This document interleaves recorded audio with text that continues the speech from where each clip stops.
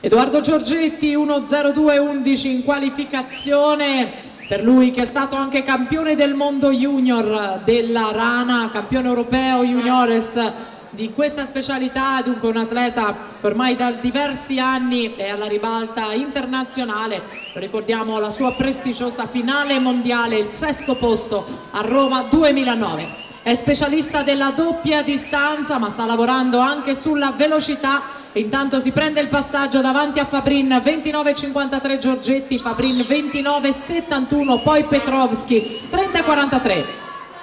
Primato del meeting di Mattia Pesce 1:00:41, primato del regionale di Residori 58:17, primato di Scozzoli, quello italiano 57:01. Intanto Giorgetti ancora al comando, inseguito da Stefano Fabrin, atleta di casa del Veneto Banca Montebelluna. Andiamo a vedere il crono di Edoardo Giorgetti 1:02:18 per vincere questa gara. Quanto basta davanti a Stefano Fabrin 1:03:18, Petrovski è terzo in 1:04:40, poi Righetto Zanatta Fresh a chiudere in una finale vinta da Edoardo Giorgetti. Aniene.